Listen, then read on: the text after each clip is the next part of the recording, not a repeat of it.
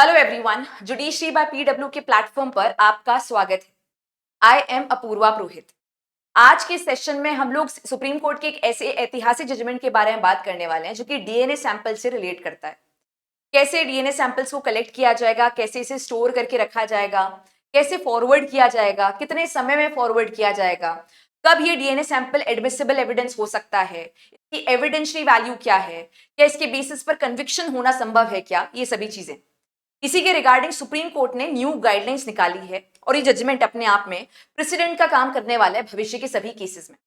यानी कि ऐसा कह सकते हैं सबऑर्डिनेट कोर्ट्स या फिर हाई कोर्ट्स इस जजमेंट के ऊपर रिलाय करने वाले, इसे रेफर करने वाले हैं जब भी एक ऐसा मामला आएगा जो कि डीएनए सैंपल के बेसिस पर कन्विक्शन या अक्विटल कर रहा होगा। इससे पहले भी जजमेंट्स आए हैं जहां पे डीएनए सैंपल से रिगार्डिंग कुछ गाइडलाइंस आई हैं, पर वो गाइडलाइंस इतनी कॉम्प्रिहेंसिव रही नहीं है। तो इसी वजह से आप देखोगे कि पुराने जो भी केसेस हैं वहां पे अक्सर ऐसे मामले आते हैं जहां पे लेटर स्टेज पे कहा गया कि यहाँ पे तो फॉल्टी इन्वेस्टिगेशन हुई है, या फिर डीएनए सैंपल्स को प्रॉपर्ली कलेक्ट नहीं किया गया था, प्रॉपर्ली टाइम बाउंड मैनर में फॉरवर्ड नहीं किया गया था, या टैंपरिंग हुई है। अब इसी के रिगार्डिंग सुप्रीम कोर्ट ने, देखो यहाँ पर भी इस केस में भी फॉल्टी इन्वेस्टिगेशन ही हुई है, पर सुप्रीम कोर्ट ने डिसाइड किया कि जो भविष्य में केसेस आएंगे वहां पे गलती ना हो। तो केस का नाम यहाँ पे है कट्टावेलाई वर्सेस स्टेट ऑफ तमिलनाडु, और यहाँ पे 3 जजेस बेंच है। यहाँ पे जस्टिस विक्रम नाथ है, संजय करोल है एंड संदीप मेहता भी है। यहाँ पे इस पर्टिकुलर केस में तो फॉल्टी इन्वेस्टिगेशन की वजह से अक्विटल हो गया, लेकिन गाइडलाइंस ऐसी दी है कि भविष्य में फॉल्टी इन्वेस्टिगेशन की वजह से कोई भी केस एक फेयरनेस की तरफ ना, मतलब ऐसा ना हो कि फेयर तरीके से जजमेंट आ ही ना पाए क्योंकि एक फॉल्टी इन्वेस्टिगेशन हुआ था। इस केस की बात करें, फैक्ट्स की बात करें, तो यहाँ पे अक्यूज पर्सन के ऊपर आरोप था कि इसने 2 लोगों की तो हत्या की है, एक कपल की हत्या कर दी है, हस्बैंड एंड वाइफ की हत्या की है, उसके अलावा एक लड़की का रेप कमिट किया है। तो तीनों ही ऐसे मामले हैं जो कि हीनियस ऑफेंस की कैटेगरी में फॉल करते हैं। यहाँ पे मर्डर का मामला भी है, रेप का मामला भी है, एविडेंस को डिसअपियर करने का मामला भी है, और एंसिलरी प्रोविजंस भी यहाँ पे अप्लाई हो ही रहे हैं। सेशन कोर्ट ने यहाँ पे डेथ पेनल्टी इंपोज की थी, हाई कोर्ट के द्वारा कंफर्म किया गया था डेथ पेनल्टी को, लेकिन जब मामला सुप्रीम कोर्ट के पास आता है तो सुप्रीम कोर्ट यहाँ पे नोटिस करता है कि यहाँ पे फॉल्टी इन्वेस्टिगेशन है। देखो, अगर हम बात करें तो यहाँ पे जो कन्विक्शन हो रहा था वो सर्कमस्टांशियल एविडेंसेस के बेसिस पर हो रहा था, सर्कमस्टांशियल चेन के बेसिस पे हो रहा था, और सर्कमस्टांशियल चेन में भी सबसे स्ट्रॉन्ग कड़ी थी डीएनए सैंपल्स की, जो कि अपने आप में अब फॉल्टी नजर आ रही थी। अगर जजमेंट का एक मैं थोड़ा सा एक स्क्रीनशॉट आपको दिखाऊं या उसकी का एक चीज दिखाऊं कि कहां पे एविडेंस को, किन एविडेंसेस को रिलाई किया गया था, तो ये कुछ एविडेंसेस हैं जो कि सर्कमस्टांशियल चेन का पार्ट बन रहे थे। लास्ट सीन टुगेदर थ्योरी, ऐसा बताया जा रहा था कि जो कट्टावेलाई है आखिरी बार वही जो पर्सन डिसीज है उनके साथ देखा गया था। तो लास्ट सीन टुगेदर थ्योरी के लिए आप बीएसए के सेक्शन 106, 119 और सेक्शन 7 को रेफर कर सकते हो। 106 कहता है कि burden of proving a particular fact, जिसके पास स्पेशल नॉलेज है उसी के ऊपर बर्डन ऑफ प्रूफ रहेगा कि आप बताइए कि क्यों ये पर्सन के बारे में आपको नॉलेज नहीं है। फॉर एग्जांपल इस पर्टिकुलर केस में बात करें तो लास्ट इन टुगेदर थ्योरी के कॉन्टेक्स्ट में बात करें तो burden of proving a particular fact में बहुत सारे एग्जांपल्स आ सकते हैं, पर अगर हम लास्ट सीन टुगेदर थ्योरी के कॉन्टेक्स्ट में बात करें तो आखिरी बार ये व्यक्ति आपके साथ ही देखा गया था, तो अब आप बताइए इसके बाद में ये कहाँ गया, कैसे गायब हुआ, ये स्पेशल नॉलेज तो केवल आपके पास है, तो आपके ऊपर बर्डन ऑफ प्रूफ है कि आप प्रूफ कीजिए कि आपने कुछ नहीं किया। 119 जो कि कोर्ट में प्रिज्यूम सर्टेन फैक्ट्स के बारे में बात कर रहा है, यानी कि कोर्ट के पास डिस्क्रिप्शन है, चाहे तो प्रिज्यूम करे चाहे तो प्रिज्यूम ना करे। तो कोर्ट चाहे तो प्रिज्यूम कर सकता है कुछ चीजें as per natural occurrences, human conduct वगैरह। तो यहाँ पे अगर ह्यूमन कंडक्ट के हिसाब से देखिए, नेचुरल कोर्स ऑफ इवेंट के हिसाब से देखिए कि क्या हुआ होगा, तो आखिरी बार अगर व्यक्ति आपके साथ ही था तो यानी कि आपने ही कुछ तो इस व्यक्ति के साथ किया है, हत्या की है, इसे डिसअपियर करवाया है, कुछ नॉलेज आपके पास होगी। तो कोर्ट चाहे तो प्रिज्यूम कर सकता है आपके अगेंस्ट, हालांकि कोर्ट के पास डिस्क्रिशन है जो कि जुडिशियल माइंड इस्तेमाल करते हुए कोर्ट डिसाइड करेगी। सेक्शन 7 जो कि ओकेजन और अपॉर्चुनिटी की बात कर रहा है, ओकेजन भी है, अपॉर्चुनिटी भी है लास्ट इन टुगेदर थ्योरी में, तो इसके बेसिस पर हम प्रिज्यूम कर सकते हैं कि आपके द्वारा कुछ हुआ था। यहाँ पे रेलेवेंट फैक्ट रहता है। अरेस्ट, कन्फेशन, रिकवरी, यहाँ पे वो चीजें भी थी। टेस्ट आइडेंटिफिकेशन परेड भी था, सेक्शन 5 बीएसए का, जो कि कहता है fact necessary to explain introduce relevant facts. यहाँ पे अगर कोई पर्सन को आइडेंटिफाई किया जा रहा है, किसी प्लेस को आइडेंटिफाई किया जा रहा है, किसी थिंग को आइडेंटिफाई किया जा रहा है, तो वो भी एक रेलेवेंट फैक्ट होता है। इसके अलावा टेस्ट आइडेंटिफिकेशन परेड के लिए आप बीएनएसएस या फिर सीआरपीसी के सेक्शंस को भी रेफर कर सकते हैं। यहाँ पे डीएनए टेस्ट भी था जो कि सेक्शन नंबर 39 जो कि एक्सपर्ट ओपिनियन की बात करता है उसकी कैटेगरी में फॉल करेगा। अगर एविडेंस एक्ट में देखें तो सेक्शन 45। अब आप सोचो कि डीएनए टेस्ट तो वैसे एक कॉन्क्रीट डायरेक्ट एविडेंस होना चाहिए, लेकिन डीएनए टेस्ट की रिपोर्ट यूजुअली एक्सपर्ट्स के द्वारा आती है, इसी वजह से यहाँ पे एक्सपर्ट ओपिनियन की कैटेगरी में हम इसे लेंगे। कोरोबोरेटिव वैल्यू कम होती है कंपेरेटिवली, लेकिन यहाँ पे चीजें बहुत ही ज्यादा स्ट्रांगली स्टैब्लिश होनी चाहिए। क्वालिटी इन्वेस्टिगेशन नहीं हो सकता डीएनए सैंपल्स के ऊपर अगर प्राइमरीली हेविली रिलाई किया जा रहा है तो। इसके अलावा यहाँ पे मोटिव भी था, सेक्शन 6 बीएसए का मोटिव की बात करता है, मोटिव की बात करता है, प्रिपरेशन की बात करता है, प्रीवियस एंड सब्सिक्वेंट कंडक्ट की भी बात करता है। तो मोटिव भी था। यूजुअली अगर हम बात करें, अगर मोटिव मिसिंग होता है तो सर्कमस्टेंशियल चेन स्टैब्लिश करनी काफी मुश्किल हो जाती है।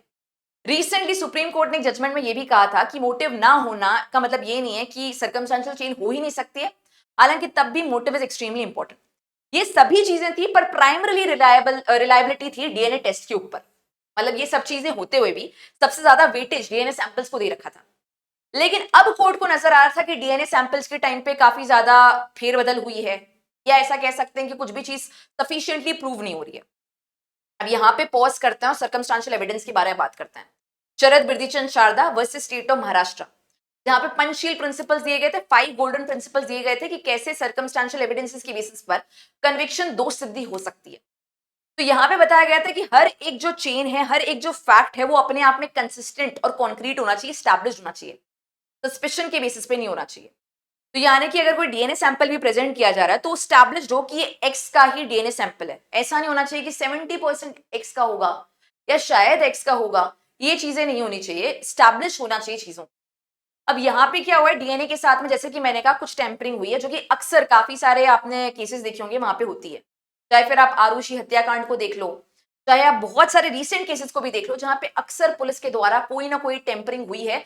चाहे आप आरजीकर मेडिकल रेप केस की बात कर लो, मतलब क्राइम सीन को प्रॉपरली सील नहीं किया गया है और वहां पे कोई भी पर्सन ने एंटर कर लिया है, ब्लड जो है वो मिक्स हो चुका है दूसरे चीजों के साथ में, फिंगरप्रिंट्स के ऊपर किसी और ने हाथ रख लिया, तो अब 4-5 फिंगरप्रिंट एक ही जगह से नजर आ रहे हैं। इन सारी चीजों की वजह से डीएनए सैंपल्स के बारे में हम लोग कुछ कह नहीं पाते हैं। तो जैसे कि मैं कह रही हूँ, यहाँ पर भी कुछ इसी प्रकार से चीजें हुई। इवन अगर हम बात करते हैं फॉरवर्ड करने के बारे में डीएनए सैंपल, तो उसमें भी डिले कॉज हुआ। तो सुप्रीम कोर्ट ने इन सब चीजों को मद्देनजर रखते हुए ऐसा नहीं कि सजा को कम किया, यहाँ पे अक्विटल ही कर दिया। एक ऐसा पर्सन जिसके ऊपर इतने संगीन आरोप थे, डेथ पेनल्टी मिलने वाली थी, ऐसा भी नहीं कि उसकी सजा को आजीवन कारावास में कन्वर्ट किया, यहाँ पे उसे अक्विटल मिल गया, बरी कर दिया गया। इसी वजह से मैं कॉन्स्टेंटली आपको बताती रहती हूँ कि इंडिया में एडवर्सियल सिस्टम ऑफ लॉ फॉलो होता है, जिसका मतलब ये हुआ कि अगर सफिशिएंट एविडेंस नहीं है तो आपको अक्विट कर दिया जाएगा because of lack of evidence. Circumstantial evidence की भी बात करें तो बियॉन्ड द रीजनेबल डाउट चीजें प्रूव होनी चाहिए। अब यहाँ पे beyond the reasonable doubt prove नहीं हो रहा है, क्योंकि डीएनए सैंपल्स फॉल्टी है, या आप कह नहीं पा रहे कि ये रिलायबल होगा या नहीं होगा। यहाँ पे तो अक्विटल हो गया, पर सुप्रीम कोर्ट ने यहाँ पे जजमेंट में कुछ गाइडलाइंस दिए कि भविष्य में जो केसेस होंगे डीएनए सैंपल्स के, उसे कैसे डील करना है, कैसे वहां पे डीएनए को सैंपल्स को हैंडल करना है। सबसे पहले कलेक्शन जो होगा डीएनए सैंपल का, एक प्रिजम्पशन है कि ड्यू केयर और कंप्लायंस के साथ हो रहा है, प्रॉपर तरीके से केयर किया जा रहा है, प्रॉपर हर रूल का कंप्लायंस हो रहा है, ये प्रिजम्पशन है। और उसके बाद में जब सैंपल कलेक्ट कर दिया गया है तो एफआईआर नंबर और डेट मेंशन हो सैंपल के बॉक्स पर, सेक्शन एंड स्टैट्यूट जो भी इन्वॉल्व है वो भी मेंशन हो सैंपल के बॉक्स पर, detail of investigative officer, police, ये सब चीजें शामिल हो, सीरियल नंबर और ड्यूली डॉक्यूमेंटेड हो। इसके बाद में जो ये अभी कलेक्ट किया गया जो भी सैंपल इस तरीके से आपने डॉक्यूमेंट कर दिया, उसके बाद में इन्वेस्टिगेटिव ऑफिसर उसे फॉरवर्ड करेगा आगे 48 आवर्स के अंदर। अगर कोई भी अगर डिले होता है, 48 आवर्स से ज्यादा हो गया टाइम, तो आपको हर 1 घंटे का रीजन बताना पड़ेगा कि ये लेट क्यों हुआ है, क्या रीजन है इस डिले का, वो चीज रिकॉर्ड करनी पड़ेगी। तो ये चीज करनी पड़ेगी, अगर सैंपल कलेक्ट हुआ है तो हॉस्पिटल में 48 आवर्स के अंदर अंदर उसको फॉरवर्ड कर दो, और डिले अगर हो रहा है तो उसको रिकॉर्ड करो। In the time that DNA samples are stored pending trial, appeal, etc., no package shall be altered, changed। जब तक ट्रायल चल रही है तब तक कोई भी पैकेजिंग में ऑल्टरेशन, चेंजिंग कुछ भी नहीं हो रहा है, उसको ओपन नहीं कर रहे हो जब तक कि रिक्वायरमेंट नहीं पड़ रही है, कुछ भी बदलाव नहीं किया जा रहा जब तक ट्रायल ऑन गोइंग है। इसी के साथ साथ में जब तक वो ट्राई अक्विटल, कन्विक्शन जो भी चीजें चल रही है, तब तक हर एक चीज की chain of custody register maintain करना है। यानी कि कस्टडी रजिस्टर में हर चीज मेंशन करनी पड़ेगी, कहां से ये सैंपल कहां से पास ऑन होकर कहां गया, हर चीज के बारे में आप मेंटेन कर रहे हो। एक रजिस्टर में जैसे चीजों को मेंटेन किया जाता है, उसी प्रकार से मेंटेन किया जाएगा एक रजिस्टर में, जिसे कहा जा रहा है कस्टडी रजिस्टर। और हर चीज को रिकॉर्ड किया जा रहा है, हर चीज को मेंटेन किया जा रहा है पॉइंट बाय पॉइंट। अब जब ये गाइडलाइंस आ चुकी है तो सुप्रीम कोर्ट कह रहा है इन गाइडलाइंस को रजिस्ट्री के द्वारा फॉरवर्ड किया जाए 2 जगह पे। कहां पे? एक सभी हाई कोर्ट्स में, सारे स्टेट्स के जितने भी हाई कोर्ट्स भारत में एग्जिस्ट करते हैं सब जगह पे फॉरवर्ड करो इन डायरेक्शंस को। दूसरा, director general of the police, सभी स्टेट के फॉरवर्ड किया जाए, जितने भी डीजी हैं पुलिस के हर स्टेट के, उनके पास जाएगा और सभी हाई कोर्ट्स के पास जाएगा इन गाइडलाइंस के बारे में। मोर और लेस अगर क्रक्स निकालूं तो 4-5 चीजें सामने आ रही है। एक तो डीएनए सैंपल्स को प्रॉपर तरीके से केयर और कॉजन के साथ, कंप्लायंस के साथ में कलेक्ट किया जाएगा, ये प्रिजम्पशन तो है ही। यानी कि अगर आप एक क्राइम सीन से डीएनए सैंपल निकालो तो उसको प्रॉपरली सील करो, जो एक बेसिक रिक्वायरमेंट है वो फुलफिल करो। वहां से सैंपल कलेक्ट किया तो एक बॉक्स में हर चीज को मेंशन करो कि कौन सा स्टैचूट शामिल है, कौन सा यहाँ पे सीरियल नंबर है, क्योंकि काफी बार मिक्स मैच हो जाता है, इस केस का सैंपल उधर गया, उस केस का सैंपल इधर गया, वो चीजें ना हो। इसके अलावा जो पुलिस है या इन्वेस्टिगेटिव ऑफिसर है वो 48 आवर्स में हॉस्पिटल के पास फॉरवर्ड करे, 48 आवर्स से बियॉन्ड टाइम जा रहा है तो आपको एक एक घंटे के बारे में मेंशन करना पड़ेगा कि क्यों लेट हो रहा है। अगर आप इसको ट्रायल स्टेज तक इस्तेमाल कर रहे हो तो तब तक कोई ऑल्टरेशन, ओपनिंग, पैकेजिंग में कोई छेड़छाड़ नहीं होगी। इसके अलावा कस्टडी रजिस्टर मेंटेन किया जा रहा है, रिकॉर्ड किया जा रहा है हर एक पॉइंट को कि क्या हुआ है, क्या नहीं हुआ है, अब कहाँ गया है, वगैरह वगैरह। इन चीजों को स्ट्रिक्टली कंप्लाई करना पड़ेगा अगर हमें डीएनए सैंपल के बेसिस पर कन्विक्शन करना है तो। वैसे तो डीएनए सैंपल क्या अपने आप में इनफ है, क्या सोल बेसिस ऑफ कन्विक्शन हो सकता है क्या, इसका जवाब मैं आप लोगों से मांगती हूँ। अभी इस पर्टिकुलर केस में बात करें या जनरली केस में बात करें तो सर्कमस्टांशियल चेन में इसका इस्तेमाल होता है, लेकिन क्या डीएनए सैंपल अपने आप में सोल बेसिस ऑफ कन्विक्शन बन सकता है? इसका जवाब आप कमेंट में जरूर बताएं, और इसके अलावा आपका क्या ओपिनियन है इस पूरी की पूरी गाइडलाइंस पर, उसे भी कमेंट में जरूर मेंशन कीजिए। Thank you so much.